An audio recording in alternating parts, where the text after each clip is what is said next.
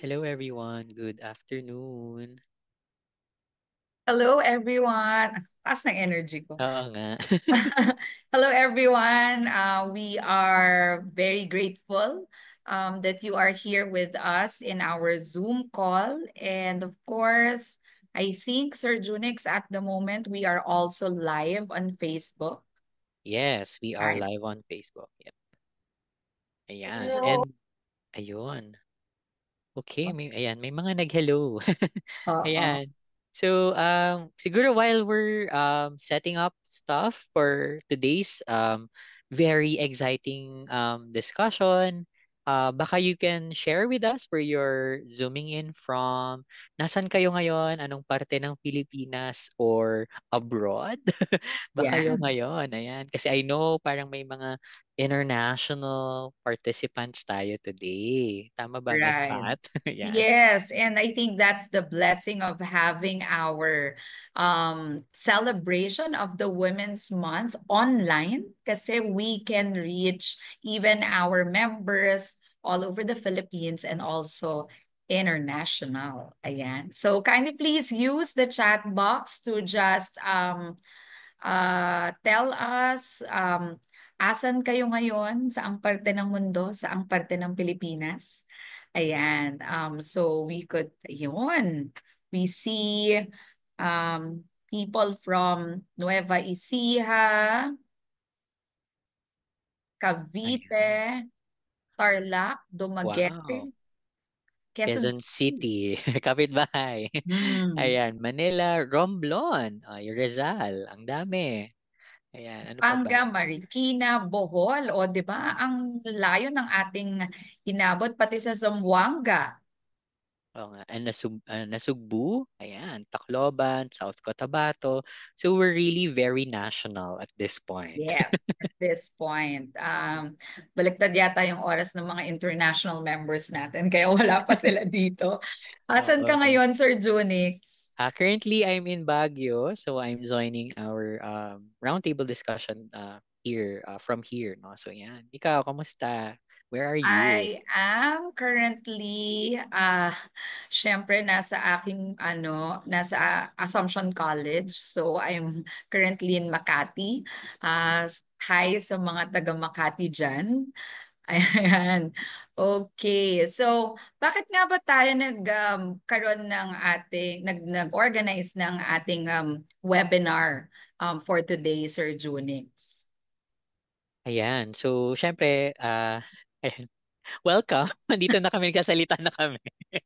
Ayan. So, Miss Pat and I, we thought of coming up with something special for Women's Month, and we thought of really highlighting also, and we are very happy and thankful na nag-agree nga sila because we know, parang at first, parang when we were thinking of people to invite, parang shucks, kaya-kaya ng schedules nila because we know these people are very busy, ganyan. And we also wanted to parang really just highlight women and the work that they've done for the Psychological Association of the Philippines and also for psychology, the discipline here in the Philippines and also beyond. No? So yan. Miss Pat, baka may gusto ka dagdag. Ayan. Right. And as you can see in our slides, I'm Miss Pat, the current chairperson of the PAP Teaching Psychology Special Interest Group. And with me is my co-chair, si Sir Junix Gerald de los Santos. And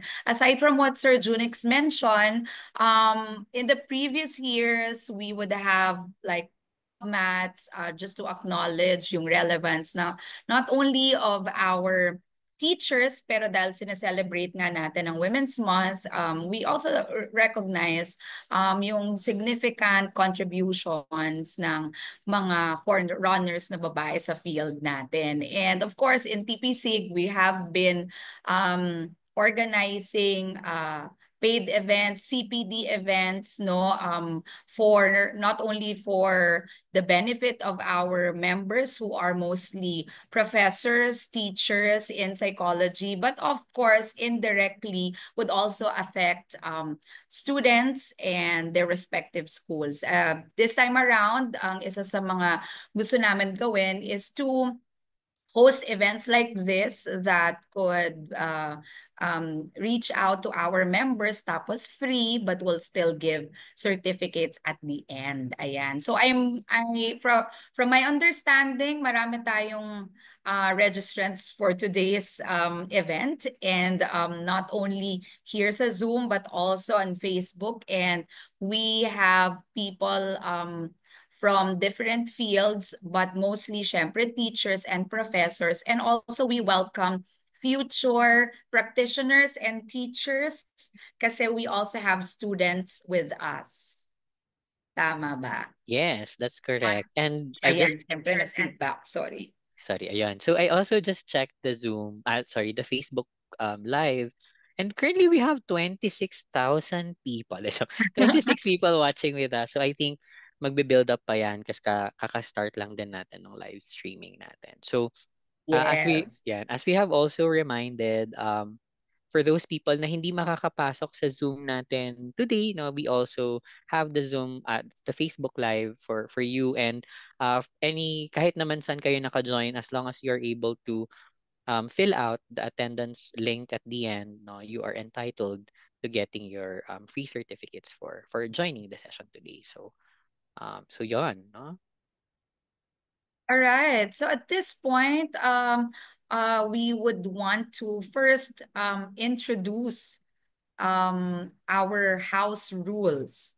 Ayan, Okay. our house rules. Ayan. So as you can see in the slides, especially those who are joining us here in our Zoom call, in our Zoom meeting, please mute your microphone when not speaking to minimize background noise. Although in the course of our discussion later, kung kunwari kailangan mag-unmute or kailangan ng participation from our attendees, of course, we would acknowledge you then. Use video appropriately, respecting your and your other participants' comfort levels. And lastly, use the chat box for your insights and questions. So habang although we have prepared questions, we would also welcome inquiries o kaya mga comments and insights from our Zoom participants, and maybe we could also accommodate some from Facebook, no?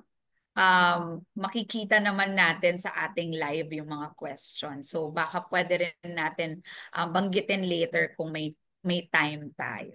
Mm-mm. Ayan.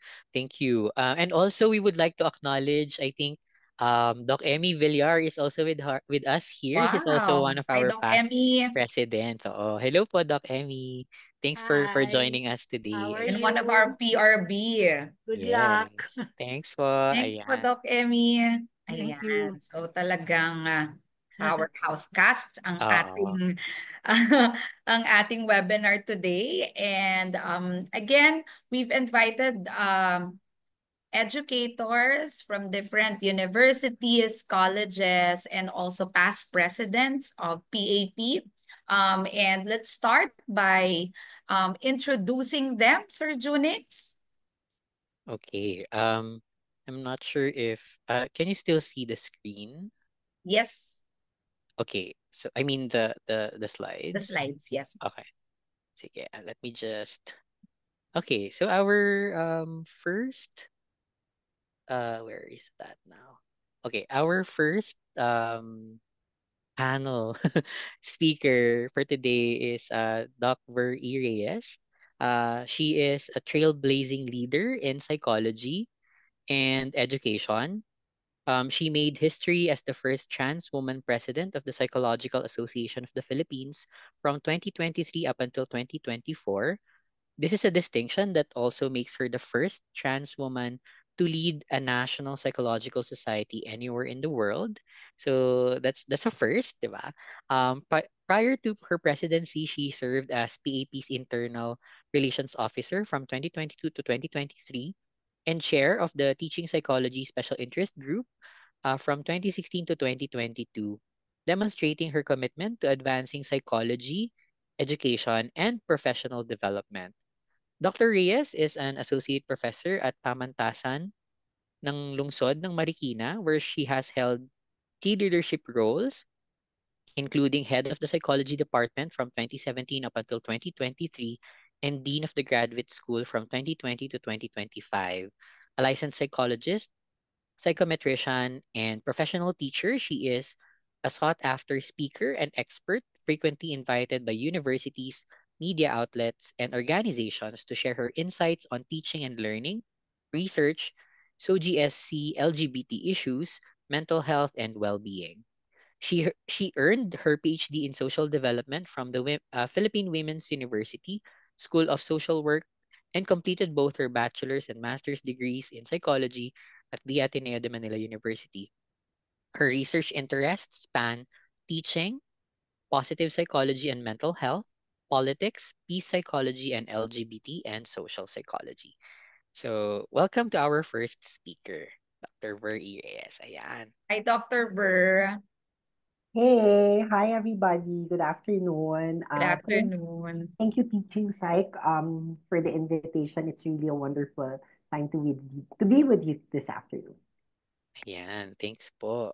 All Okay. right. Our next panelist to join us in our roundtable for today's webinar is Dr.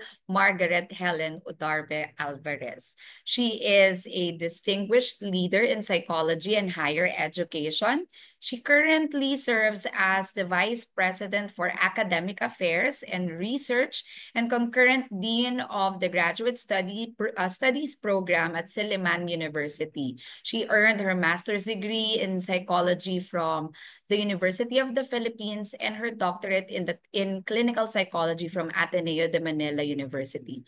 Dr. Marge made history as the first president of the Psychological Association of the Philippines from outside Luzon, serving from 2016 to 2018. Her leadership in the field extends beyond PAP. She is the founding partner of the MUNL Psych Center in Dumaguete City, demonstrating her commitment to psychological practice and mental health services. Actively engaged in both academic and professional communities, Dr. Marge was elected president of the Asian Christian Faculty Fellowship Philippines and previously served as editor-in-chief of both the Philippine Journal of Psychology or PJP and the Silliman Journal, playing a crucial role in advancing psychological scholarship in the country. Dr. Marge?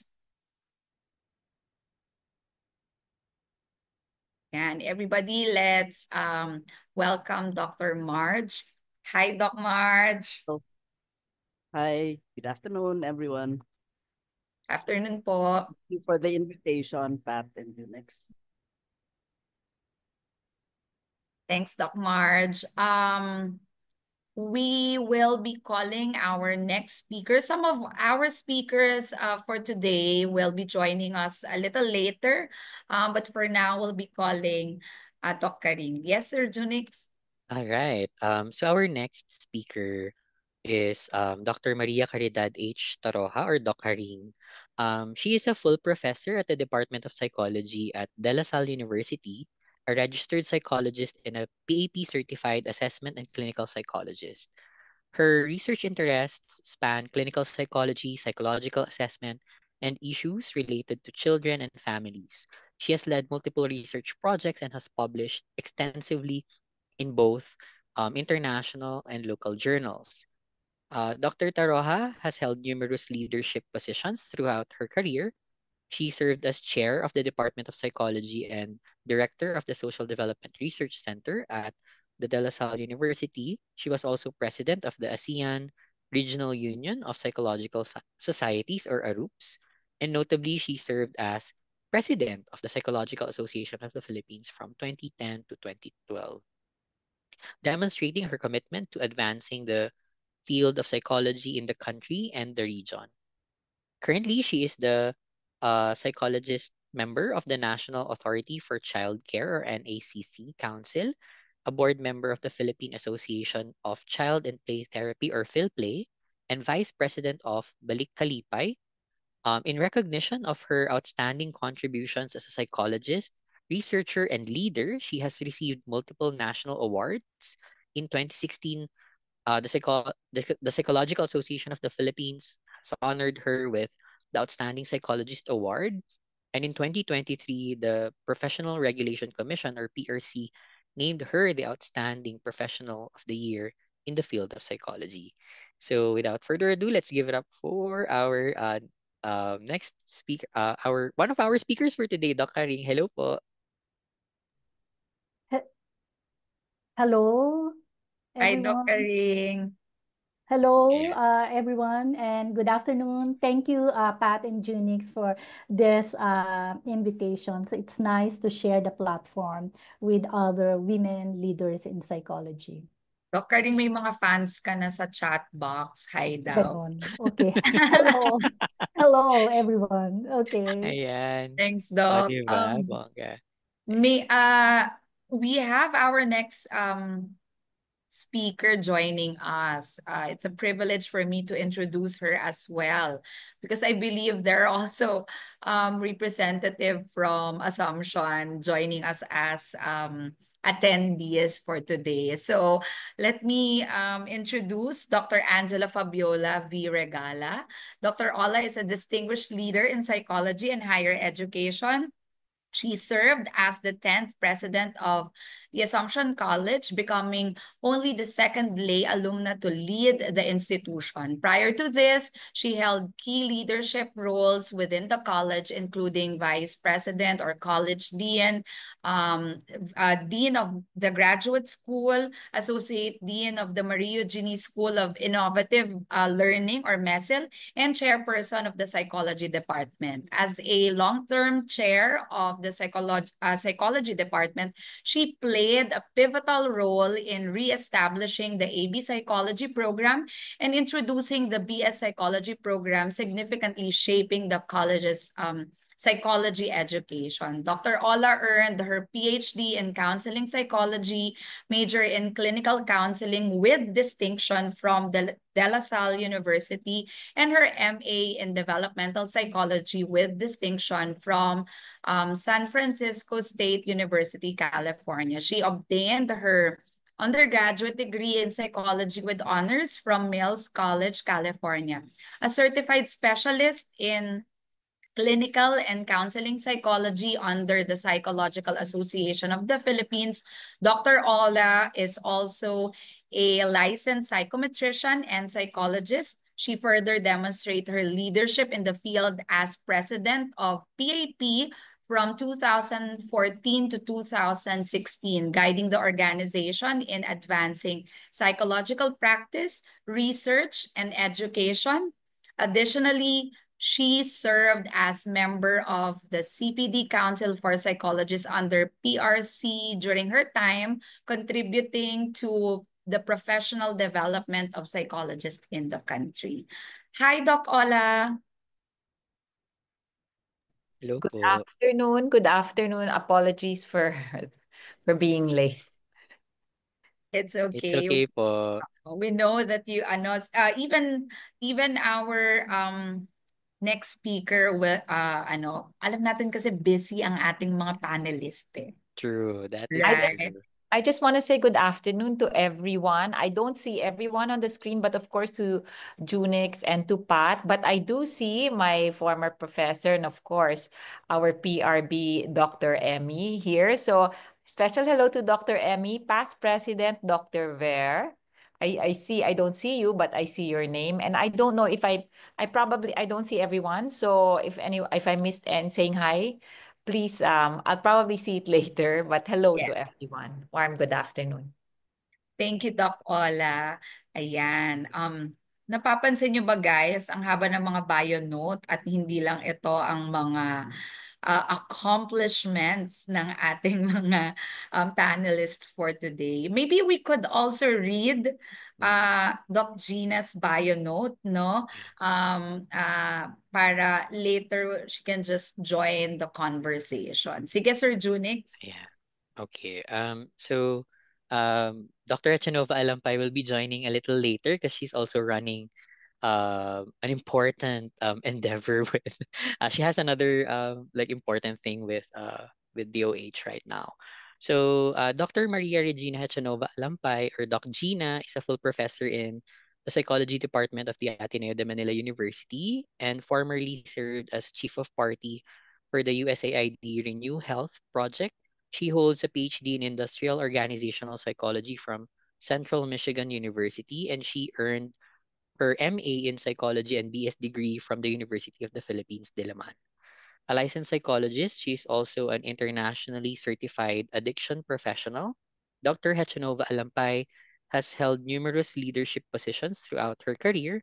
She served as executive director of the Ateneo Center for Organization Research and Development, or Ateneo CORD, and as chair of the Department of Psychology of Ateneo from 2013 to 2016. She also played a pivotal role in shaping the field of psychology in the Philippines as president of the Psychological Association of the Philippines, or PAP, from 2012 to 2014.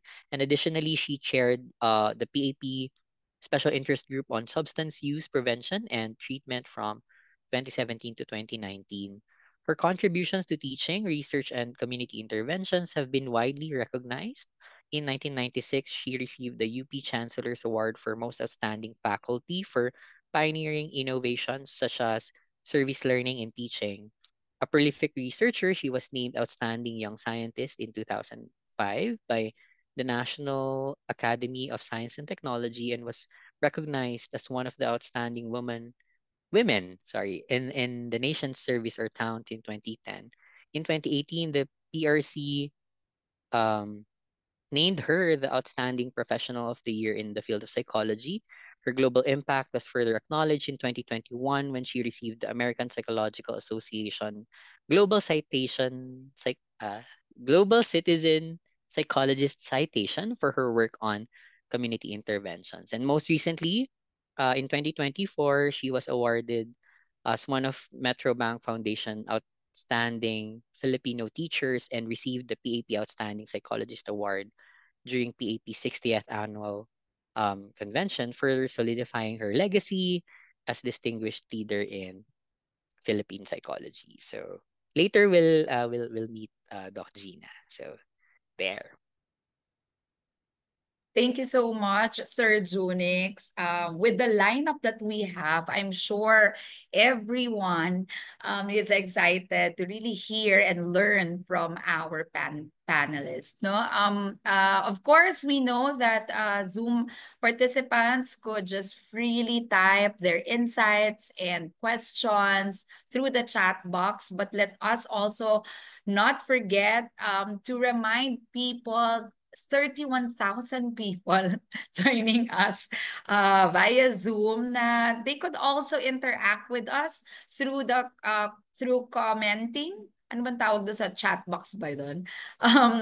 Through commenting doon sa video natin, and help us also to reach out more people on Facebook by liking And or sharing. reacting to the video as well. Or you can share, yun nga, sabi ni Sir Junix. Ayan. All right. Okay. So let's start with our question and answer portion, our roundtable discussion. We'll be asking questions. We have prepared questions. We'll be mentioning it, and we would also be we have slides, no, Sir Junix, for it. And anyone from our guest panelists could just answer and give their responses based from their experiences. And yeah, so there. Let's start with the first question. Anyone from the guest panelists, what inspired you to take on leadership roles in psychology, both in your respective institutions and within PA.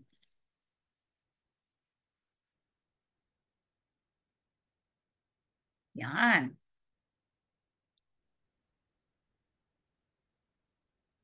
Hi, everyone. Yes, Doc Ola. Okay, mine was really simple. Can you hear me? Hello? Yes, for Okay. crystal clear. Mine was really simple. Actually, I think all that I went through, my education, my training is what they were what inspired me. I'm a believer that our education means nothing unless we use it to give back. And by taking on a leadership role, that's one way. That was my way of giving back. Of course, taking on these kinds of roles, because I've been through several, requires a lot of work and a lot of learning. But guess what? I'm always excited to learn new things and improve my skills. So that was something that inspired me even more, no? And truly, like in psych, I truly love my discipline. I enjoy working with others. I think the people here who I've worked with know that. So, and then I also enjoy working with the youth. It's such a it's such a blessing to watch the young ones bloom and grow under you and see them live having developed their best selves for others. So that was what inspires me. Thank you. Thank you, Doc Ola. And I personally could attest to that, no, working with you for several years already. Thank you po. Who wants to go next?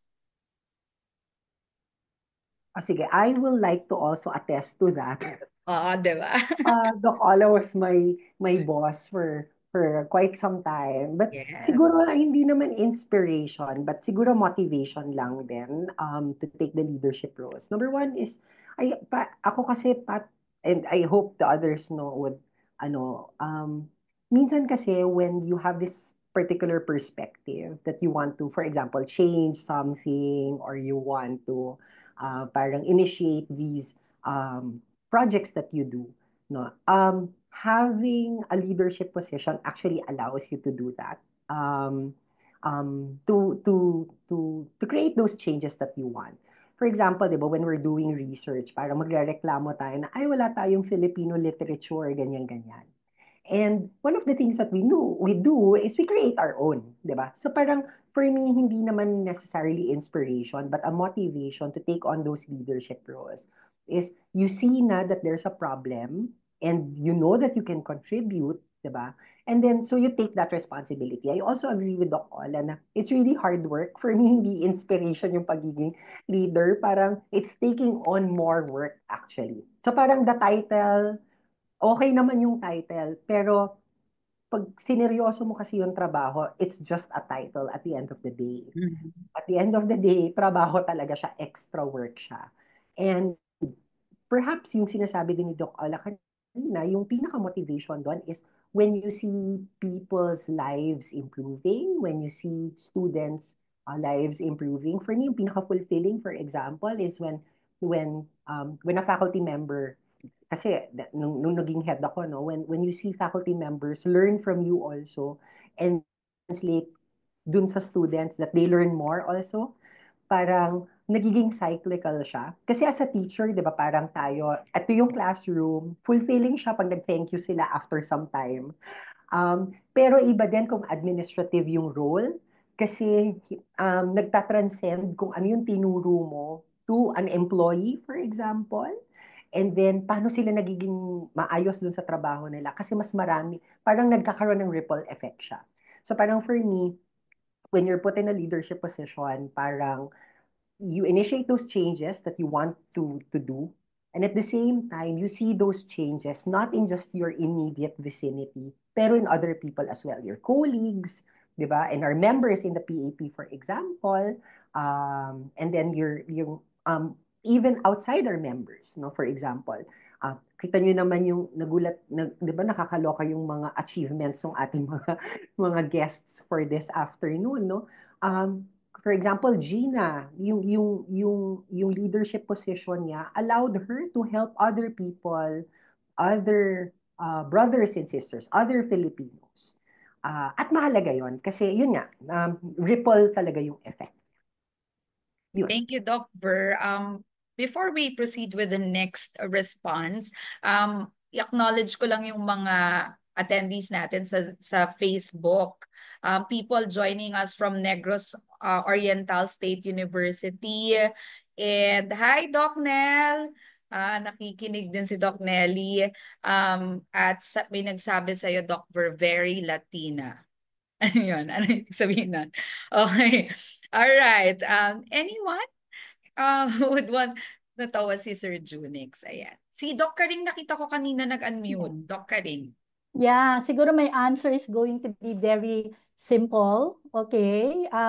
What inspired me is really like the leadership, previous leadership, mentors, previous teachers. So seeing them how they work, like let's say in the field of psychology, like Dr. Villar is here, the like of Dr. Karandang, Dr. Kwe, like the leaders, our mentors in the profession, and how I see them like work for the profession. So that is like parang like what they mentioned. It's really like continuing the work of our leaders. And syempre at the beginning, no, we don't ano naman na, I want to be a leader, no? Usually for most of us, we did not volunteer at all. What happens is that people kind of like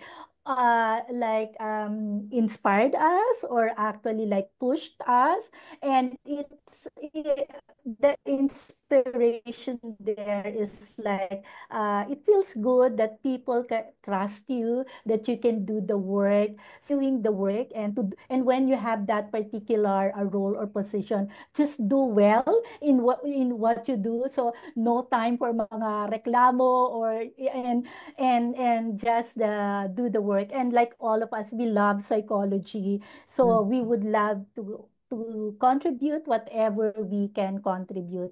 And even in the university, it's really like making sure that we are continuing, we are progressing. So the leadership position is like, to me, it's like given like as a trust, and for people who believe in me.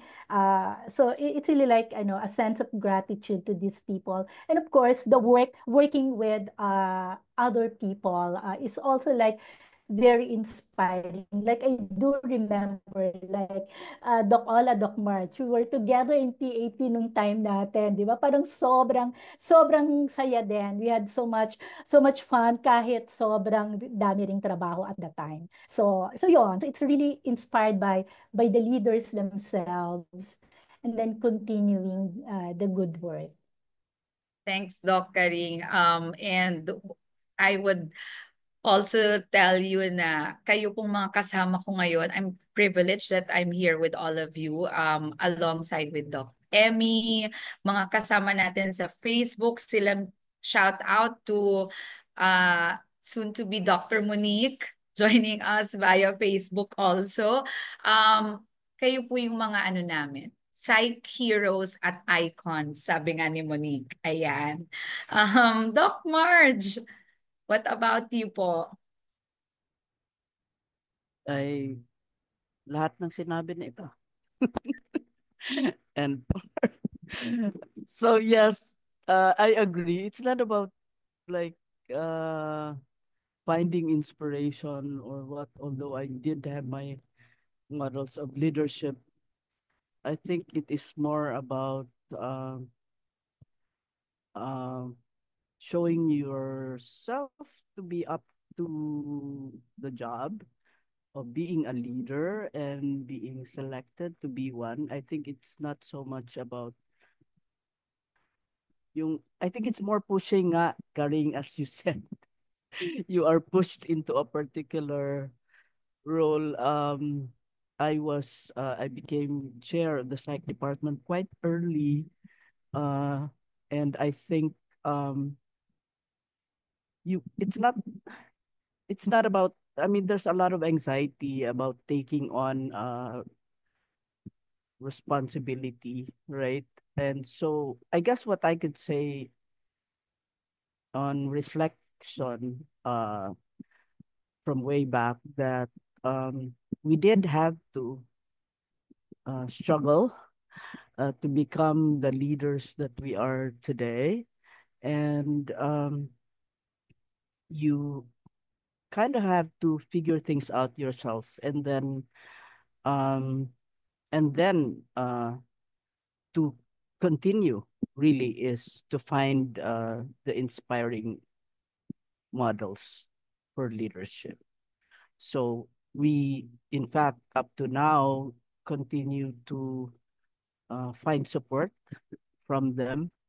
And well, we might also be criticized by them, but that's part of, you know, positions of leadership, that you are open to whatever people have to say about uh, the the work that you do.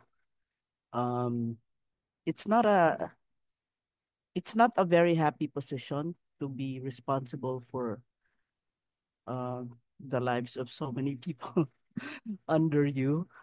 Um, but uh, certainly there are moments of acknowledgement of our all the hard work. So well, so that we and I don't know about being able to inspire others from our own perspective now as leaders, but I hope that we have uh, become those models, therefore, that we had also learned from. Yeah. You are Doc March. Thank you po. And from just to summarize responses from our guest panelists, in answering that question, we see that one of the motivations is really as the need arises, these powerful women, katulad nga ng sabi nila sa Facebook, power daw, power women, ayan. They took the challenge, no? As the need arises, although there were challenges along the way. We see how these people that we've invited thrive and became the leader that we recognize them to be now. Ayan. So we go to probably we could, since nasimulan ni Doc Marge, no, we could talk about challenges when it comes to leadership. Am I still audible? Ayan. Challenges when it comes to leadership. Maybe we could answer any of these two questions. What were the biggest gender-related challenges you've faced as a woman leader, since we're celebrating Women's Month? And second question here would be, how did you push back against biases or gendered expectations in leadership? Anyone can start. Sige, I'll start. Sige po. Okay. Yeah. In terms of the gender-related like challenges, parang personally, I did not parang experience that in PAP or even in other leadership roles. Like for example, we know that in psychology, the women really thrives, yung mga even yung mga so parang it's not really like parang gender, yung challenges parang hindi naman talaga related to gender, because even our other gender in the psychology profession, they're very supportive of the work that Yes. we do. So parang hindi yung gender. I do remember that when I became president, ang dalawang sinundan ko ay also like, Dr. Bernardo and then Dr. J. Saplala. So and when I took on the role of the presidency, they're very supportive. So siguro the challenges then in terms of like leading the PAP, mas maliit noon, pero yung participation from the other regions noon hindi pa kasing ngayon, kasing talagang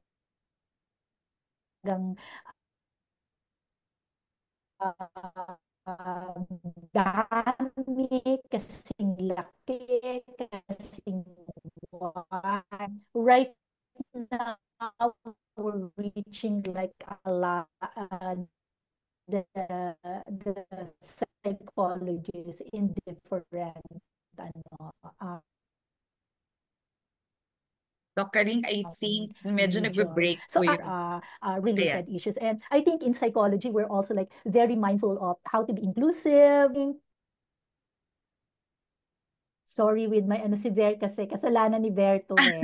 Jinx ni Ber kanina. Jinx niya yung aking internet. Okay, so it's your It's fault okay. there. Okay, but what I'm saying is siguro for ano na the profession is very very inclusive, very Right. accepting. And so it's not so much an issue really. Right. Thanks, Doc Karing. Gusto ko lang din, I'm not sure if yung participants natin now and even our guests now have seen the PubMats that we've released for Women's Month para lang talagang solidify natin yung sinabi ni Doc Karing. Just reading some of the PubMats, out of 35 past presidents of PAP, 22 are women. Ayan, kasama natin sila, yung iba sa kanila ngayon. Out of 17 recipients of Outstanding Psychologist Award conferred by PAP, 13 were women. 9 Yeah, 9 out of 10 recipients of Outstanding Professional of the Year in the field of psychology awarded by PRC are also women. And of course, sa TPSIG po, consistently, TPSIG is chaired by women from Dr. Lota, Mamieng, si Dr. Ver, ako, and of course, we've also have in our leadership si Miss Monique. Ayun. So I hope na nakikita nyo yung mga pinaghahandaan din nating PubMats. Ayan. Thank you, Doc Karing, for mentioning that. Anyone who would want to answer our questions and challenges? Ako na lang, sige, para we address the elephant in the room. No, I mean, I'd just be very honest about it, no. There would be people who would say that I shouldn't actually be belonging here, as a woman or as a trans woman. And I'm just being very honest, no, that there are still people who would consider trans people not in terms of their gender. And this is not just for and not for PAP, ha. What I'm saying is yun talaga minsan din yung makikita mong narratives. So I guess yung biggest gender-related challenge for me is that that being a trans woman is a woman. And then we can debate on that for a long, long time. But I guess yung siguro when I saw this question na parang breaking barriers and then the challenges. If you remember the Barbie movie na yung kay America Ferrera saying that you can't be too you need to be beautiful, but you can't be too beautiful. You need to be thin, but you can't be too thin. Diba? The irony of you have the optics. And so, para sa akin, minsan nagiging challenge siya in a sense na parang, okay, I'm a trans woman, but I can't be too pretty because I would be probably perceived as vain. I can't not look pretty because I'm a trans woman and stuff like that. So parang minsan, it's balancing that out. And all this noise sometimes becomes, it's just that, it's noise. And sometimes it distracts you from what are your focus ba?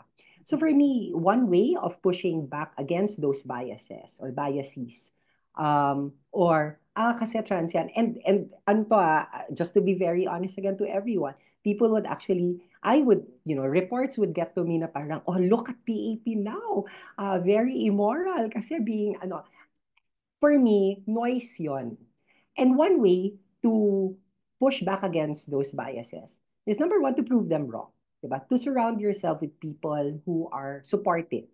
For example, 10 years ago, ano na ba ngayon? Ako, malalaman na nila kung ano yung age ko. But 10 years ago, or when I was starting my teaching career, in way back in 2007, it would always be an issue on what I would wear. And dun nga dumating yung point na the higher the heels, the closer to God, di ba? Pero ngayon, when it is an issue, and things have changed over the last several decades. Now, pag naging issue kung paano ko mananamit, sila na ngayon yung on the other side of the defense. No? So parang things have changed, things have progressed. And for me, ang mahalaga sa akin, pushing back against these biases is, sabi ko nga, di ba, surround yourself with supportive people. Ola has always been supportive. You choose people na you will be supported kasi pag hindi, mamoproblema ka lang eh. If you push back, you choose your battles. Baka very political to, no? But because I work in a local college in Marikina, yung management, no, our mayor also has been also very instrumental. So parang sa akin, finding the right ally, and then drowning out the noise. Kasi kapag hindi, malulose focus ka dun sa ano ba yung trabaho mo. And so, even if may maririnig ka na negative about me in terms of my gender on how I led PAP, ano yun eh, na-outweigh siya whenever you hear people na who are recognizing your efforts in making the organization more relevant, no, more accessible, more fun for a lot of our members. So parang sa akin yon. In terms of work, ganun din.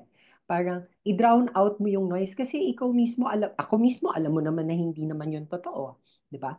And so, yung mga noise na yon, etong mga barriers na to, hindi ibig sabihin na i-invalidate mo siya. You recognize them, you look at it in terms of ano dito yung noise, ano dito yung constructive criticism, you improve yourself so that you would be able to deliver your services. Kasi nandyan ka, hindi naman as a woman or as a trans woman, nandyan ka as president. And president yun, di ba? Non-gender naman siya. So, ibig sabihin, you have the capabilities, you have the capacities, and you focus on that, and you develop on that. So, for all the listeners or viewers na nandyan, hindi siya madali. Okay, I would be the first to say na hindi siya madali. But over the years, you build your character. Over the years, you build your credibility. And that is what is more important. Because how society views you will also change. But your character, yun pa rin yung babalikan mo as your core. In terms of your work ethics, in terms of how you deal with people, in terms of how can you make this place a better one for everyone. So, yeah. And I thank you. Yes, thank you so much. And thank you for showing vulnerability and sharing your experiences as a leader and as a woman, Doc Ver. Meron pa po bang gustong mag-add pagkatapos po nun?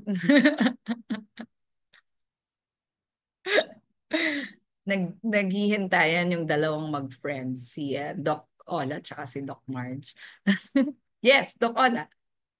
You want to because I don't have much, I was just going to say that working in an all-women's college and the PAP, I did not really experience any, too much gender-related challenges. Although going back, there was a time when I served as barangay captain there in local government, that's where you'll experience talaga yung mga gender bias. As in, when there's a barangay captain meeting, I had that position during a time when it was male dominated. Right. Siguro ilan lang kami, less than 5, no, out of 33 barangay captains. So whenever I would enter and all the male capitans were there, they all of a sudden keep quiet. Kasi they hear your heels. Possibly. Possibly, but you know what? As Doc Ver said, that's just all noise. And how I would combat maybe those biases is just really to go back to my work and approve myself through my work. I'm a ground zero person. I really started even in my career as an educator, as a teacher, going all the way up. So I'm a ground zero person. So I'm not, hard work is not foreign to me. So I just showed that. And another thing is, don't get hurt. You know what? Just make friends. Don't be, that's my tip. to the others, no? Don't be, ay nako, or what? All the more pa, you know, di ba when people, they see you from afar and they don't look at you, all the more I'll say, hi, how are you? Di ba? Yeah, That's that's the very first you. nightmare because they're trying to avoid you. I do that. And you know, in the end, it worked out so well. And they would always actually, if they saw that I was having difficulty understanding a particular thing or what, they came and jump in and save. But that's because na nga, you don't fall apart, but then just move on and do your work. That's all. That's my short sharing. Thanks, Doc Ola. Yes, Doc Marge. But that's because of you, Ola. That's who you are. But anyway, yes, even if you would think in the academe that uh, everyone is educated with their PhDs and everything, you do have these microaggressions and the jokes, around the Mhm. boardroom table or something, in conferences. And I guess just a follow up on what Ola said.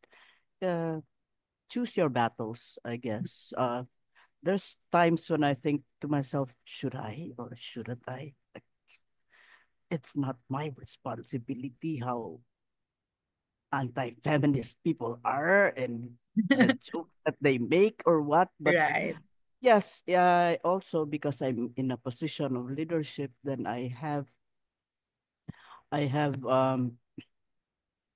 guess I don't know, I don't want to say the authority or what, but certainly I can through changes in policy institute certain things that really should be part of the academic system, so that we learn. There are things that I think to myself, never in my lifetime I'm sure these things are going to happen, but still it has to start somewhere. And because we have responsibilities in recommend recommending changes, even just in our language, in our publications, even just a call out during an assembly of faculty and staff where um, the person praying was referring to the brotherhood of whatever, and you know to call out so that people learn. They don't know any other way, and we do have to point these out as well. And it's true, we've had to do so as well in the PAP, even just in our board meetings. Although generally, yeah, we have been very friendly most of the time. Thank you. Thanks, Doc Marge. We see differences in terms of contexts, no? And I'm sure people joining us both sa Facebook and Zoom would have different experiences, no? Depending on the context. I guess majority, if not all of us here in yung naka-spotlight ngayon are really working in privileged universities and colleges where we don't see it as generally accepted, no? But again, just like what we've heard, those challenges, those microaggressions are inevitable. And we would face those challenges here and there. But it's really important to surround ourselves with supportive people and really going back and knowing why you're doing things as a leader, as an educator. Yan. So, I guess although medyo na-touch na rin ng iba sa atin yung next issue natin or concern, we talk about lessons in leadership and teaching, maybe focusing on values, decisions, and resilience by answering these questions, no? Any of these questions. What leadership and teaching philosophy or lesson has guided you the most? And what is one defining moment or decision that shaped your leadership and teaching journey? Shout out dahil may mga students and future psych practitioners tayong kasama. So I'm hoping that their answers would also guide you in terms of your future decisions. Sige po, anyone from our guest panelists could answer these questions. One or two? Yeah.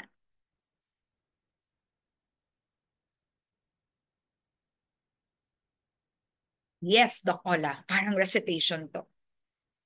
Because I have to look for the thing where there's raise hand. No, actually, philosophy or what, but this is something that really always guided me. Two things, no, in whatever work or position that I've had. One, there's no substitute for hard work. Yep. None. Totally none. No? And second, because we're talking about leadership, and this is not my own, but I heard it in the past and I carry it with me today. Leadership is action, it's not position. So similar, no? So whatever I do, no, I just give my best. In fact, I don't compare myself with others. My biggest competition is myself. If I feel I've done my best, then I have to do better pa than that. Because there's always going to be someone better. And comparison, this is another one that's not original to me. Comparison is the thief of joy. Don't. It's you. You're your own competition. And I think that has guided me in everything that I do. Just trying to be better than my best, always. And yun na nga, there's no substitute for hard work. We need to keep working hard. During our time in PAP, I think I will not go to the ones after me, no, but before me. And then the one, right after me, maybe March, because we worked together pa. Nothing was too small for us to do. We would cut paper. We would be running back and forth during registration. We would meet. Basta, yun na nga, that's what I mean. And being a leader, we shouldn't be afraid. It shouldn't be too low for us because we're just helping. A leader serves others. And yun, siguro that's my philosophy or guiding principle that has helped me in everything that I've done. So that's basically it. Thanks, Doc Ola. Ako na para sorry, baka natawag ko na si Doc Karing. Ay, sige na nga. Oo, nauna na ako. Baka sabihin na nila wala na akong masabi. Hindi. Baka mawala uli internet ko habang okay pa there. Okay. I shared Ola's philosophy, but yeah, so the hard work, but maybe to add to that, I always tell myself, walk the talk. And then that's really my guiding principle. Walk the talk, lead by example. So if you want members to actually do some work, you have to do your work too. So you cannot, like what Ola said, so it's not telling them what to do. It's really like journeying with them and walking with them in that task. So that has always guided me.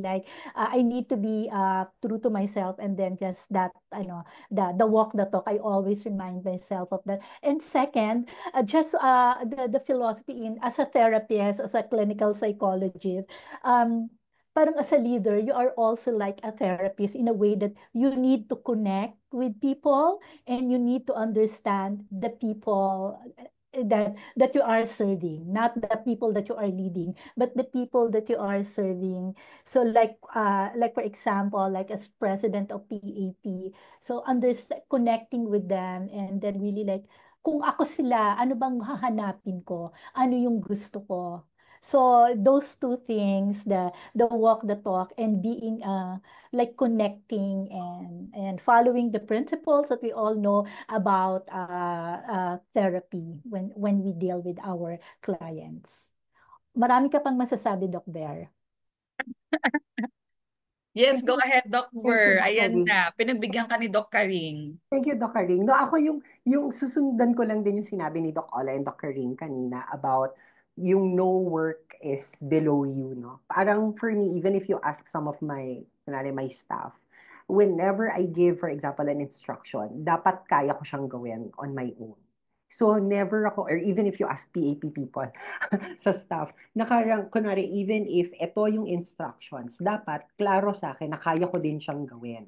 Bakit mahalaga yon? Kasi dapat naiintindihan ko na ano yung pinanggagalingan nila. Kasi kung, kunwari, utos ka lang ng utos, no? You're just giving directions. Even yung faculty, sabi ni Doc Ola kanina, di ba, from ground zero siya. And I think mahalaga yon that you start dun sa pinakamababa. I was chair of the SIG for quite some time. Yung sinasabi ni Doc Ola na yung you go from one registration, ako nagbubuhat talaga kami. Alam ni Monique to. Do you remember, Doc Ola, in one of the conventions, I think that was in Pampanga ba yun? Or in, I'm not sure if in PICC, walang upuan yung meetings for the SIG. So Monique and I literally had to carry the chairs and I didn't really care. Kasi para sa akin, hindi kababaan yun, no, hindi kababaan yon sa akin kasi kailangan kong mag-serve eh. Yung binabanggit kanila ni Doc Karing eh. Kasi aanhin mo yung nagmi-meeting ka pero nahihirapan naman yung mga members mo. 'Di ba? How will you be able to communicate with them effectively? Looking back, nakakatawang tignan. Kasi mukha talaga, imagine si Doc Ron, parang sinabi ko, Doc Ron, dalhin mo to. Imagine yung PAP president na utusan ko. Not because of anything, but because, wait, kailangan na natin tong gawin. Kasi pagdating, sabi ko nga kanina, pagdating sa leadership, maganda lang yung titulo, but it's really hard work. And then yung second, so sa akin yun, mahalaga sa akin yun, na dapat alam mo kung ano yung ginagawa mo.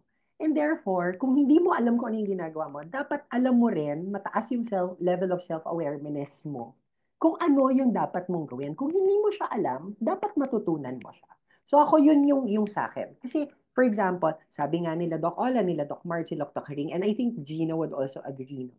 Hindi naman to nag-volunteer kami, di ba? We were Yeah. elected. And so sometimes you just need to learn the ropes as you go along. So minsan natututo ka, pero dapat aware ka na, ay, teka, hindi ko to alam. Saan ka kukuha ngayon ng resources? So you either ask the previous leaders, di ba? You ask experts, kasi doon ka matututo. So humbling yourself, doing the work, humbling yourself, and learning the ropes as you go along, I think are important qualities, no? Particularly in leadership, particularly in education. Lalo na tayo, educators, hindi pwedeng, sa akin, hindi pwedeng, ako yung pinakamagaling. Hindi ganun eh. Kasi laging may mas magaling at laging mas may matututunan. Doc Ola was saying no, na she enjoyed being with the kids.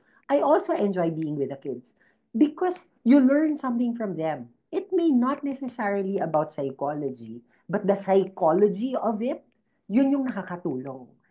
Kasi iba eh, nagbabago yung perspectives nila. So the things that you learn on the books, hindi yun eh, nagbabago din siya or iba din yung kung paano siya nagmamanifest in reality. So para sa akin yun yung mga mahalagang guiding philosophy, I suppose, when it comes to those possessions. Thanks, Doc Ver. Doc March? Laging inuubusan si Doc March ng answer. Oh, sobra. I think you know how it is when you're in school. If you can remember where you're doing group work and then you just have to do everything just so you pass or because everybody else doesn't do their job. At some point, however, in the academe and in leadership, you have to develop a trust in the other people, and therefore let them learn, let them take on responsibility, and then sana, it's like raising your children. At some point, you trust that uh, you have taught them, you have led them, you have guided them, and so that they increasingly also take on responsibility and become leaders themselves. No, so it shouldn't be about like, yes, action, doing the work, but it should also be about guiding and, I guess, training and nurturing. So there is you need to trust that you did the right thing, or you trust in the process and trust in the people who are learning from you. Mas nararamdaman ko sa bawat responses how blessed I am to be with all of you and learn from you. So from what I heard in your from your responses, it's really a shared responsibility and yung key of delegating and trusting yung mga kasama natin. Yes, Clay, thank you.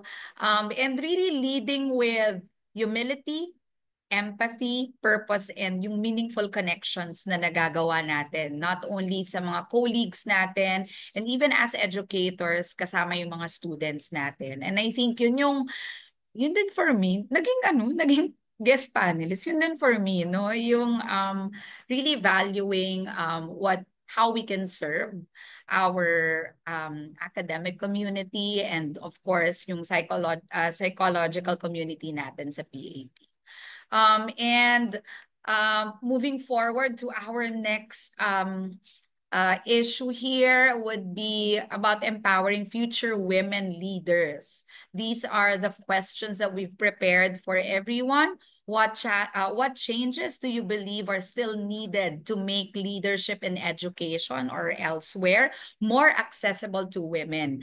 And also, what's your advice for young women in psychology who aspire to lead? Although we have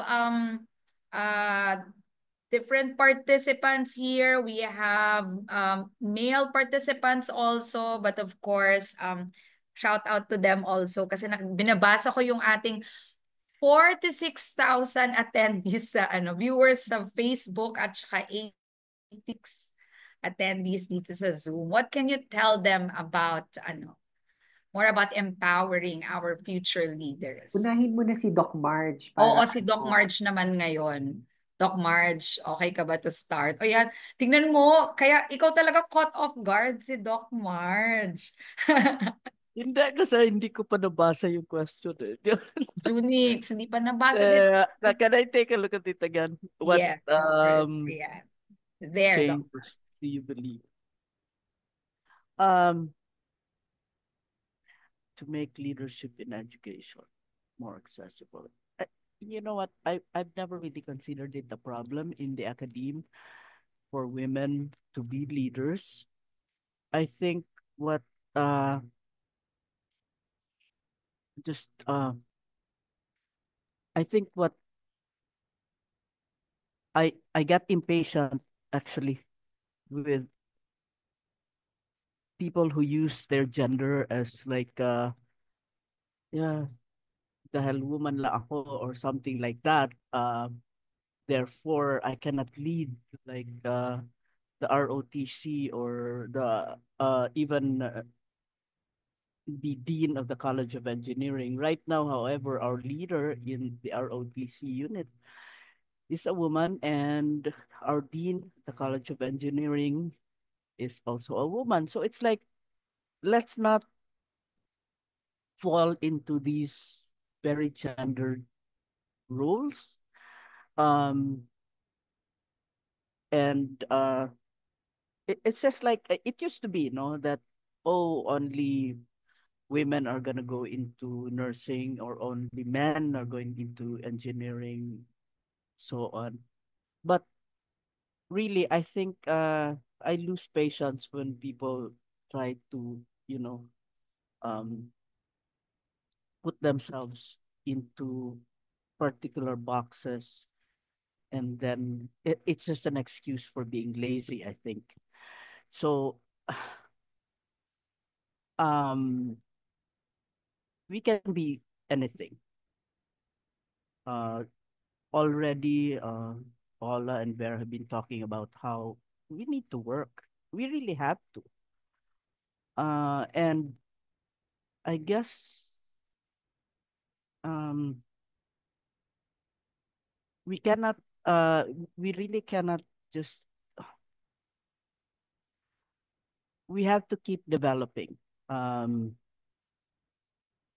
We cannot just start working because it's accreditation time or whatever. Daily, there has to be that commitment to um to achieve, no, and to well, I guess I'm gonna have to go back to like finding inspiration or finding meaning in your work somehow, um, and to personally grow, and at the same time, help uh, wherever you're assigned, whatever your position might be, to continue to develop. I think, frankly, I really, like I said, have no patience for not just not working, but really for being lazy. There's no laziness in work, whether you're woman or man or whatever. I just really um I feel like uh we can uh we can be leaders, and um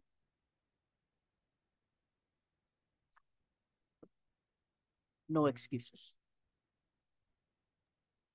Thanks, Doc Marge. Thank you po. Um, who's next? Who would want to answer? Parang wala nang gustong sumunod sa'yo, Doc Marge. Ver, tumatawa ka. Sige, ikaw na mauna kasi volunteer mo si Doc Marge eh. Ano ba eh, hindi. Kasi, para may marami siyang masabi. Okay, anyway. Hindi, kasi baka wala na namang, sabi niya, huli na naman siya. Wala pa ba si Doc Gina? Doc Gina, Oo nga baka eh. naman gusto ni Doc Gina sumali. Oh my gosh, because I think she's in a Katatagan event eh. So yeah. I think co-host ako bigla, no? Oo. Ako, what I believe are still needed. Para sa akin siguro, Pat, mahirap siyang sagutin kung Mhm. ano yung naniniwala ako. Kasi over the years, parang sabi ko nga, di ba, nobody even thought that, ako nga lagi ko sinasabi sa mga leadership talk na, I actually didn't really pursue psychology. Parang it was my plan B na subject. But who would have thought, di ba, that I would be the president? But not because I didn't want to. It's just that minsan mahirap din ma-predict yung future. Right. And for me, I never thought that, hindi wala sa hinagip, ano ba yun? Hinagap? Or, Hindi ko rin sure. basta yun, hindi, Si Doc Ola, baka alam niya yung... ayan. I never really thought of, trying to lead the Psychological Association. It just so happened. And so parang sa akin, for me, naturally, people change in terms of their views on women. Of course, kaya nga tayo may Women's Month eh. Kasi it's a marker that we need to celebrate dahil naniniwala tayo na sa maraming parte ng lipunan ng bansa, ng mundo, na hindi pa rin pantay yung pagtingin natin sa kababaihan. At sa maraming minorities, no? I-extend ko na doon. But I think continuing to fight, calling out people about not giving equal chances, kahit gaano man kaliit yon, celebrating each other's achievements, mahalaga yon. Kasi napapakita natin na magkakasama tayo sa laban na to. Matagal, no? Mahirap, baka nga hindi na natin makita. Pero ako para sa akin, Pat, ang saya nung time na to when people are starting to really unite and be behind together. Parang we never thought of na parang this day would come, 'di ba? Parang traditionally psychology was actually male dominated. 'Di ba pag binalikan mo yung history ng psychology, and then things change. So parang for me, natural evolution siya nung discipline natin. And para sa akin, mahalaga na balikan natin yon, not just to focus on the struggles, but to also look at and celebrate yung mga wins natin. on how far we've come and how far pa yung pwede nating magawa only if we unite together. Sa akin, siguro yun lang naman yung wish. And I think that was also the same intention why we had to have to really na-distract ako kasi nag-message si Doc Gina. Yan na siya. Oo, Sir Junix, ano naman, Yan na siya. message naman kay Doc Gina. Ayan, pero that's really the intention of why we organized this, to really celebrate the milestones and recognize the contribution put together by different leaders, women leaders. Ayan. Thank you, Doc Ver. Okay. Yes po, Doc Karim. Parang last question si Doc Gina na lang ang sasagot, ha? Manghihingi po tayo ng mga questions from the audience na So lahat ng sasagutin ni mga Doc Gina. succeeding questions si Doc Gina na lang lahat ang sasagot. No, to answer, I'd like to address yung second bullet, yung kunyari advice to the young women in psychology, no. I agree yung with Ver, no, yung male dominated siya before, but now we really need to celebrate yung the contributions of women in psychology.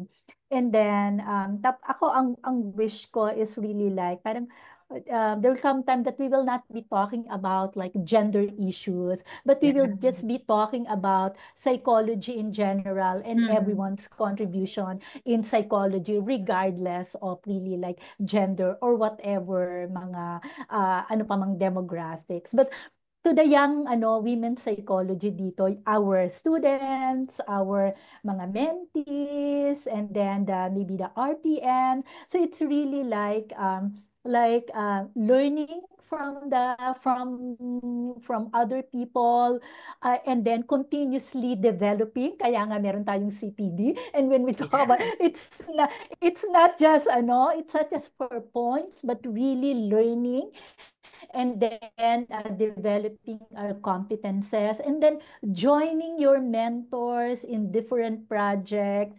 Tapos nakikita ko ngayon yung psychology, like the work of Dr. Gina, the work of everyone else, Doc Ola, Doc Marge, and even there na we get invited and we get to advocate how important the role of psychologists is.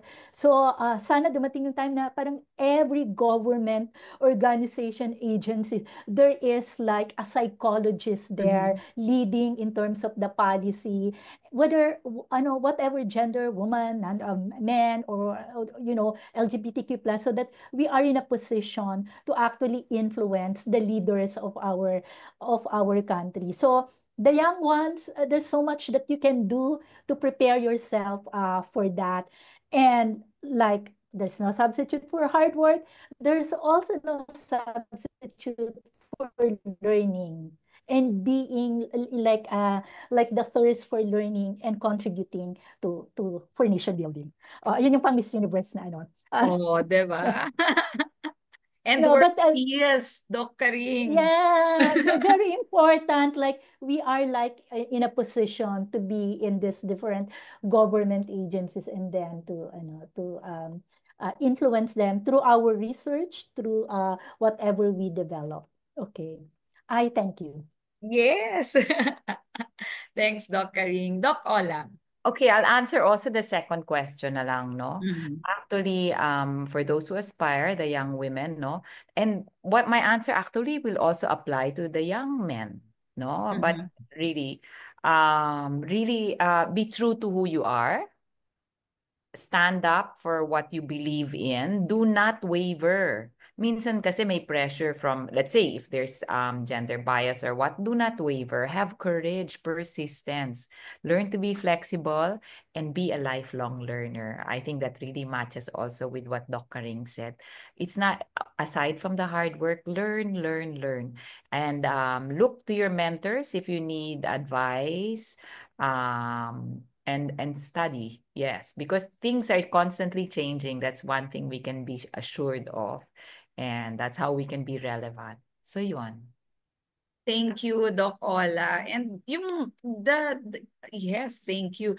And yung second question nga, no, may aspiration na nakikita doon. Parang I think when a young psychologist or a psych student would aspire to be a leader, congrats to you, 'di ba? I think that's a good sign, 'di ba? Hoping that it really leads you to the right path of leadership, no? I guess you really should have to embrace your voice, trust your expertise, or build on that direction na gusto mong puntahan, and lead with both confidence and also compassion, right? Work on yourself, study hard.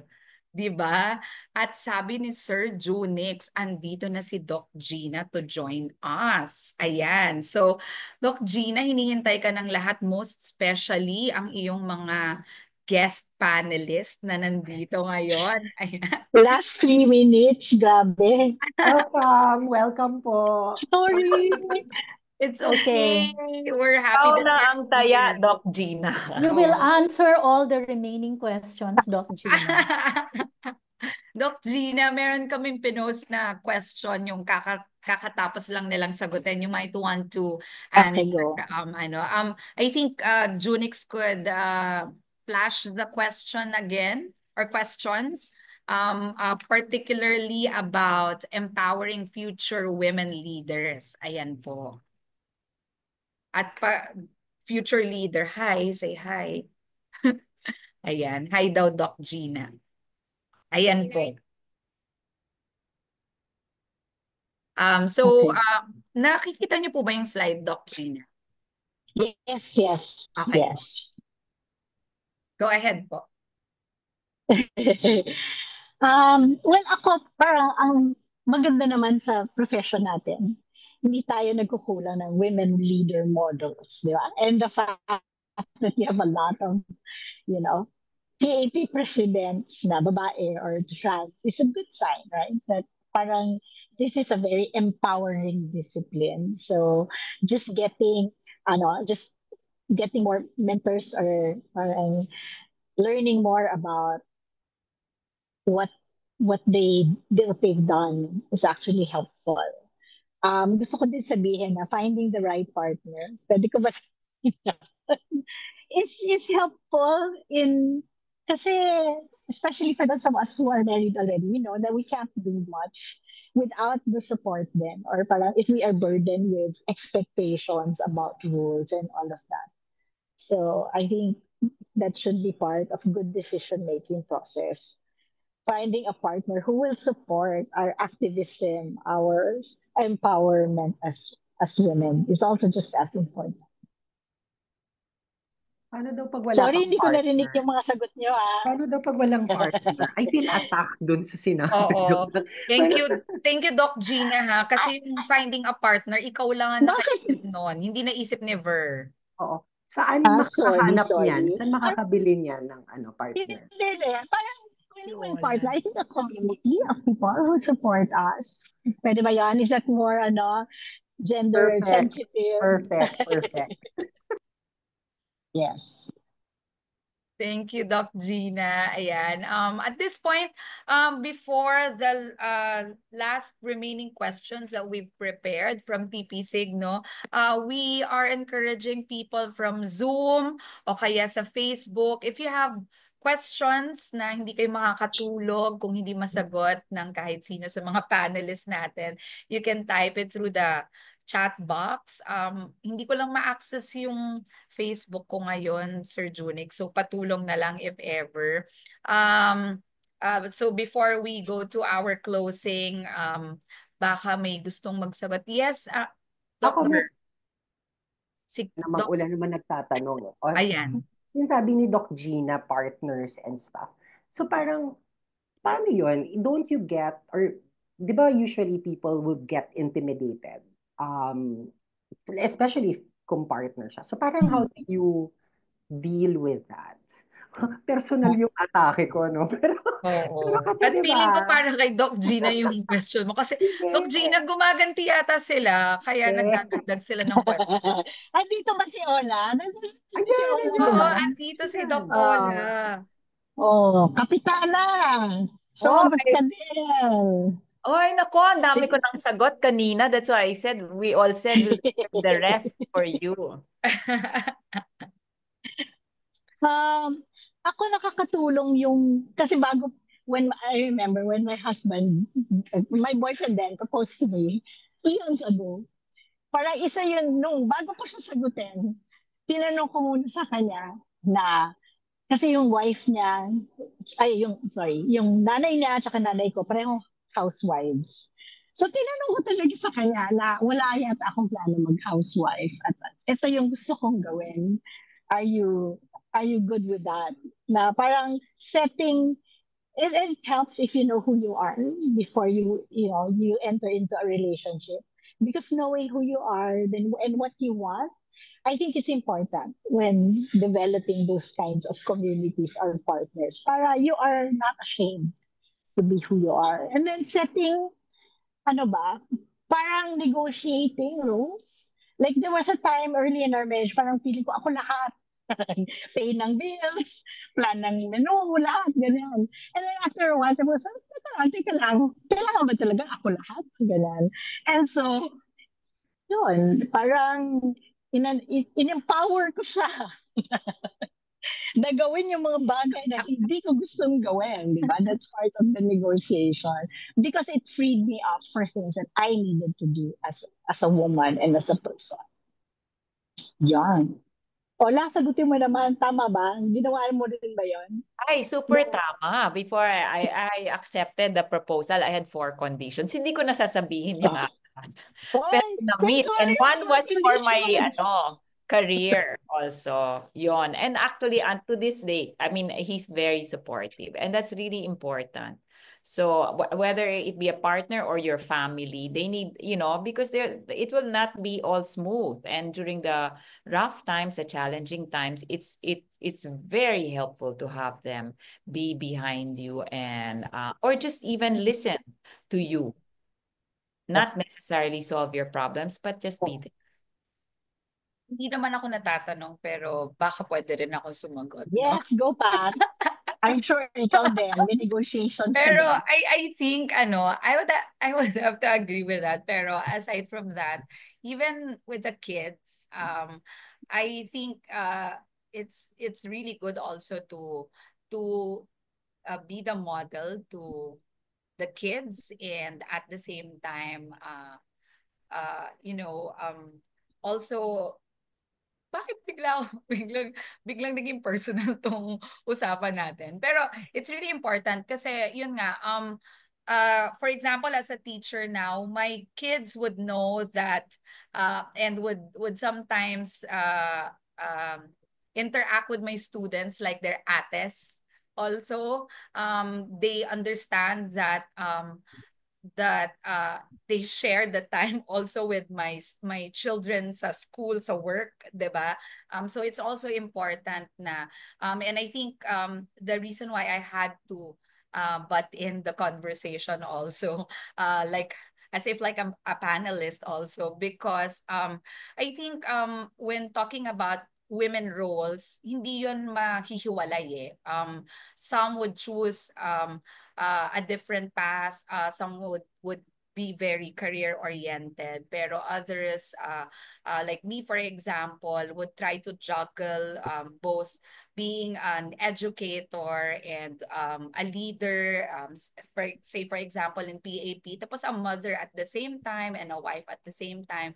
So I think ano yun, that's a good thing to really bring up, lalo na may mga iba tayong kasama tapos na-recognize natin na importante, kasi ang hirap kung nag-excel ka as a teacher, as a leader, tapos napapabayaan mo naman yung anak mo or yung asawa mo, 'di ba? Parang I guess isa rin yung challenge, pero at the same time that could also be the root of the fulfillment of all the things that you have to juggle. Yung alam mo na you try your best to be both attentive and intentional to your family, but at the same time, not neglect your role as a leader and also as a teacher. So thank you, Doc Gina. Marami pa po ba kayong questions for Doc Gina? Ayan. Talagang inano niyo ako Sige, sasagutin ko. Isa. Opo. Actually, ikaw na lang po yung panelist, tas lahat po kami dito host. Ayan po. May mga comments lang po tayo sa Facebook na gusto kong basahin from Miss Rem. Indeed, a strong support system, partners, family, and mentors plays a vital role in empowering women leaders. Very inspiring daw kayo, sabi ng ating mga speakers, and hearing stories from women in leadership roles is crucial for inspiring future generations. And most of them are saying thank you for sharing your time and your stories. Kita rin natin si yung iba naghahanap ng attendance. Ayan.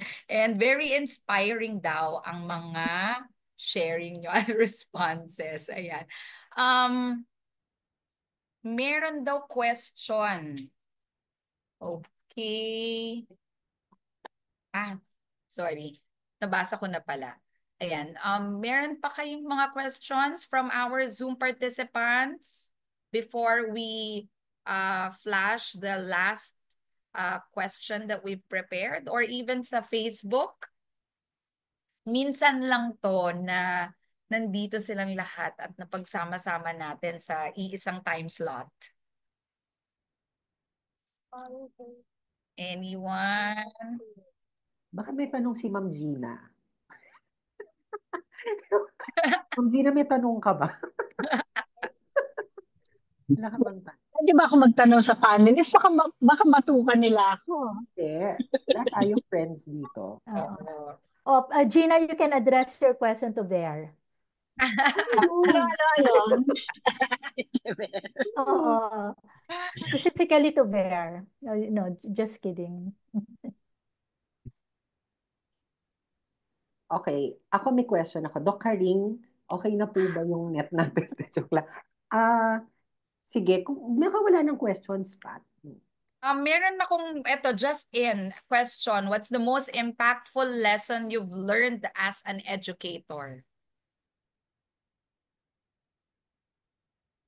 Ang hirap naman na tanong na yan. Impact. Okay, napaisip mo sila, John? Ako ang impactful na lesson talaga, yung stat. Grabe yung impact niya talaga sa buhay ko. Oy, but being your colleague sa AC, I remember how you called it fun statistics. Yes, oo. Diba? Natutunan ko din yun sa mga namin. Dati kong profs, yung kaya fundamental statistics. Ano ba? Ayan si Ma'am Gina na kasi siya yung impactful Impactful. Yes, as an educator daw. Ako siguro parang not one, pero di ba every year we get evaluated by our students, right? Right. And every year, you also get bad comments. Because you will never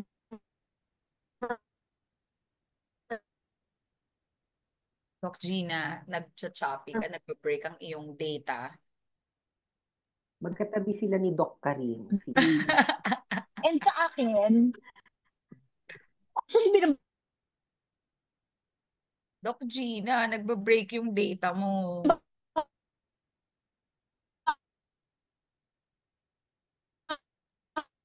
Hey.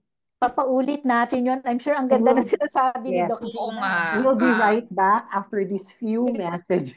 Yes, Doc Gina, wait lang po. Pero I have direct messages from our participants in the Zoom call. With respect, nagsasalita pa rin si Doc Gina, baka sabihin niya disrespectful ako. Wait. I think, do I have a power to unmute muna? Ay, wala siya. Nagalit siya sa akin. Doc Gina, wag ka magalit sa akin. Unmute ang ginawa mo, Pat. Hindi ko po in-unmute. Disconnect. Talagang No, dinisconnect. I didn't. You removed Wait, Doc wait. Gina. Okay. No, I didn't. Did I? Sorry, guys. Okay, meron muna akong direct message dito. With respect to Doc Marg's stance on no excuses, I would like to ask lang po, with young professionals like us na may fear of failures, what kind words can you give us? Hehe. Maybe being intimidated as well. Sorry, we had a Go, public forum. Marge. We had a public forum recently, and we had some speakers. And when we had lunch together, one of them said to me, "You know what? If you were my teacher in psychology, I would be completely intimidated by you." And I think I'm sorry, this is just oh, kunyari lang yun, di ba? Um, well, I don't know. As educators and as leaders, and I guess as senior faculty, we really have to stretch our patience. The older we go, somehow it's patience is a little bit harder to come by simply because we have had years of stresses, but always, I guess, remind ourselves that everybody else is also learning the way we did and that we were young once. And so that would be for the older how can I say this nicely? For people like me. um but for the young students, I guess, we have fears, okay? Don't let them get to you, especially when you're in psychology. Somehow we have to find our resources. There has already been mention of a support system. Do find that, not just in psychology. Please try and find friends from other disciplines. Learn from each other, and somehow you really have to. You cannot be uh, a person who isolates themselves, because we are a people discipline, and we really will be facing people all the time. I think one of the ways by which you can do this is to try and learn from conversation. And that's why I said um, somehow you have to find uh, friendships that go beyond psychology, and then learn from there. And it's not easy to just not be anxious. I mean, that's not an instant thing, but there are anxieties growing up. Somehow uh you'll be all right. I just feel like, live day to day, find again, like I said, find a meaning in your life, wake up and find a meaning so that you somehow are able to, and then before you know it, you're at this particular position already. So yes, there will be I can't really call them failures, maybe some a step back, but then you can always again step forward. Thanks, Doc. Thank you. Very reassuring. Ayan. Okay. And I think two from the panelists, unless may mga gusto pang could answer this question. Question from our Zoom participant, direct message then. What is something you've learned from your students? And I think Doc Gina is back.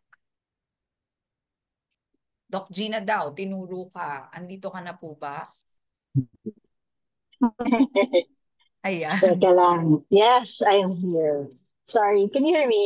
Okay na ba? Yes, we can, pero Hindi we na can't muna ako see you. mag-cam ha. Sorry, Okay medyo. po. Oo. Parang nasa Big Oo. Brother tayo. Sige. Alright. So, ako, I think, parang just being innovative, um, the openness to, oh, pwede palang ganito. Yun, I think I try to learn that from my students. I always take my student evaluation seriously kasi I always think I'm only as good as my last semester as a teacher, di ba? Na we all have room for growth. So just listening to the students, finding out the new ways that they're doing things. I think we do have a lot to learn from the new generation, especially. Thanks, Doc Gina. And I guess yun na lang yung i-entertain natin na questions. We have one more a prepared question which we will flash, and as I read this is really for the closing wisdom. One powerful message. What is the most important thing that you've learned about being a woman leader in psychology? And as we answer this, we would also invite Doc Emmy Villar to join us on screen and say that one powerful message from Doc Emmy also. Doc Emmy, hello po. Thank you, Doc Emmy. You're always supportive of TP Sig, ha? Salamat po. Thank you. Ayan. So you've seen the question. Again, I will repeat in one sentence. Yan, dito natin matetest ang mga teachers natin kung magfa-follow ng instruction. One sentence daw, no? One sentence. What is the most important thing you've learned about being a woman leader in psychology? Anyone?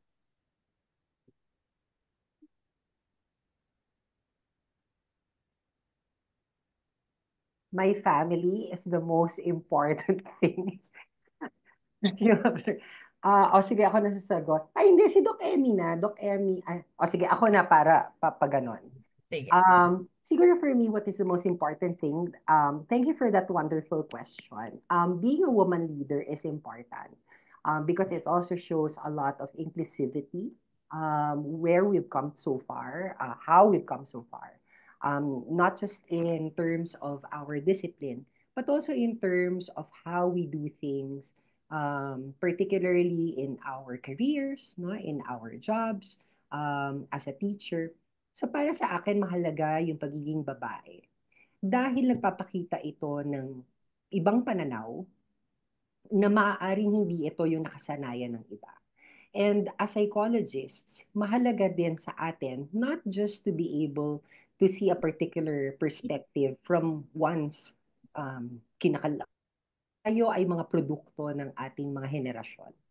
At naniniwala ako na ang pagkakaroon ng leader na may kakayahan tignan ang iba't ibang pamamaraan or magkaroon ng you're able to see different perspectives, no, in different time points is an important criteria. Kasi tandaan natin as psychologists, 'di ba? We just don't ano yung usual definition natin, the predict, explain, describe human behavior. But at the end of the day, we try to fight for the well-being of all. And that includes women and marginalized sectors in society. So I think it is important, but more importantly is to have leaders who are qualified, no, who are competent, because mahalaga yon on how we are able to develop not just ourselves, but also of future generations. Maraming salamat po for joining us this afternoon. Ipapasa ko na po ito. Ipapasa ko na po ito sa mas nauna sa akin, Doc Marge. Si Doc Marge, no? Ang mauna, tama. Si Doc Marge Odarbe. Pabalik daw tayo. Ikaw na, Doc Marge.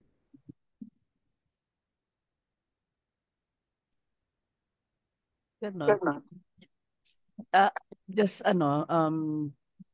to reiterate what Gina said earlier about openness. Certainly not just openness to our students or to our colleagues, but openness to experience. But bottom line really is competent and ethical leadership.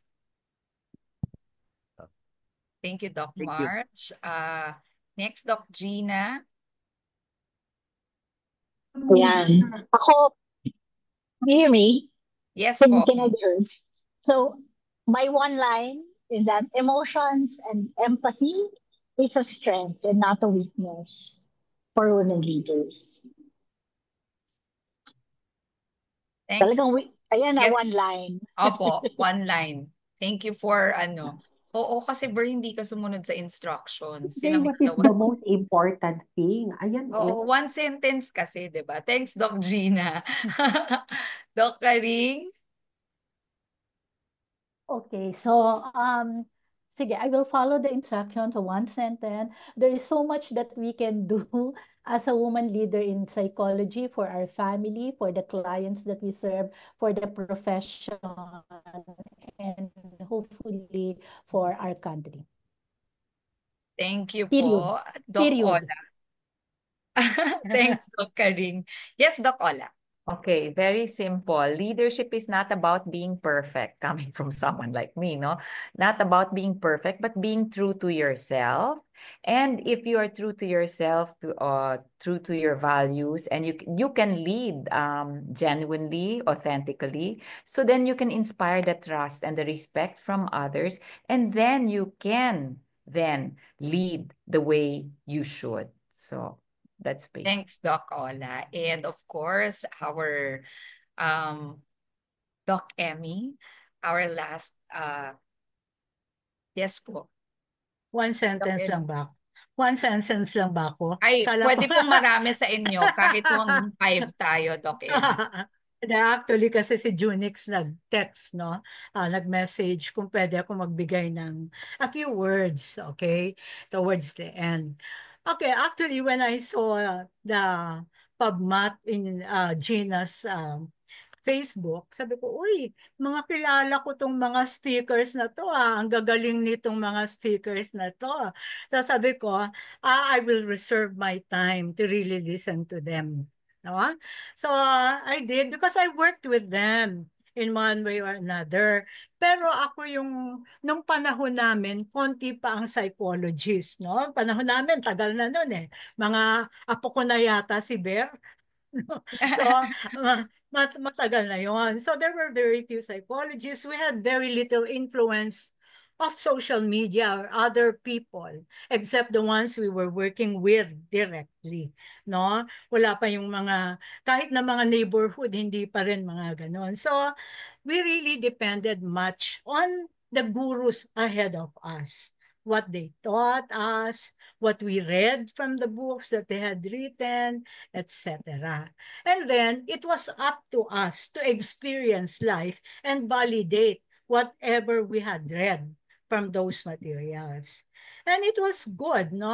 Along the way, as we grew older, we realized na talagang maraming developments because psychology is a very dynamic field. And you cannot be stale, you cannot be stuck with what you know or what you had learned in the past. So it's good that our leaders here, the ones who spoke, always updated themselves and always upgraded themselves, no? And they have become leaders in their own way because of their own effort. Kami, noong time namin, naging leader kami, lalo na kami noong time namin, kasi matanong ako. I always ask questions. Doon sa mga grupo, okay, ikaw ang leader ha, ikaw ang leader, ikaw ang gumawa niyan. Pag nagsalita ka, uutusan ka. Pag nagtanong ka, uutusan ka. And you got elected in different positions, no? Ganun nung panahon namin. I think it happens up to a certain point now.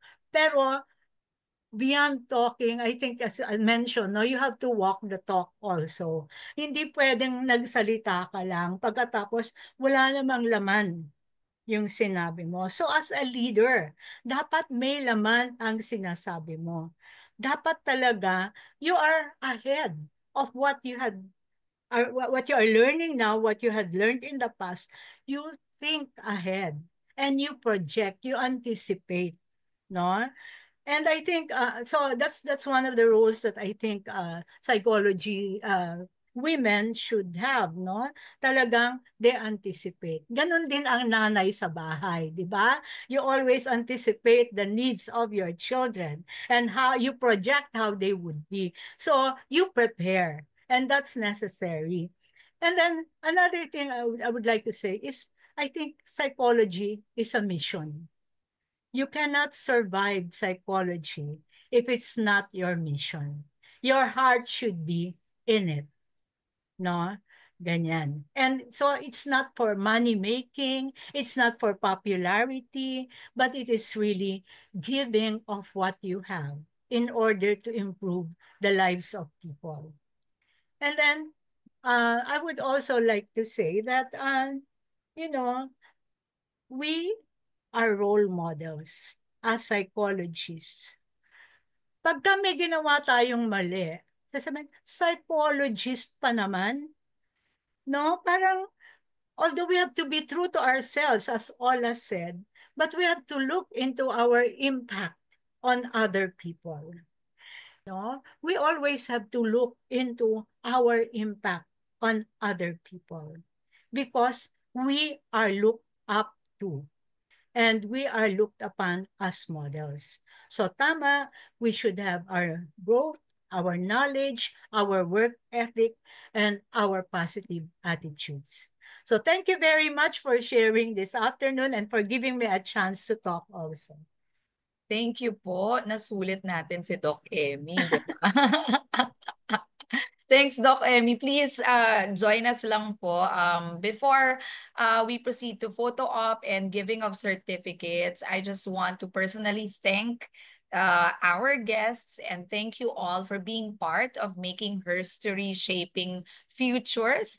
Today's discussion has truly highlighted strength, resilience, and impact of women in shaping the future of psychology and education. So as we continue to break barriers, we encourage you to stay involved, especially in our upcoming, plugging lang po, upcoming events. Next week, there will be PAPJA convention. So for the students joining us, please be on lookout dun sa mga workshops that you can choose from for day 2.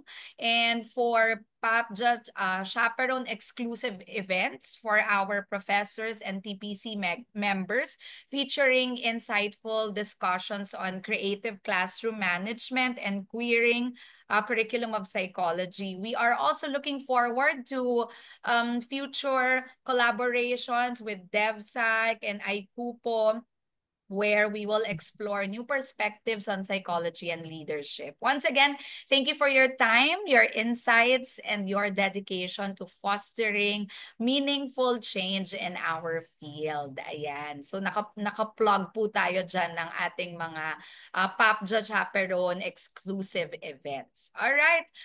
So we'd like to award the certificate of appreciation to our panel today.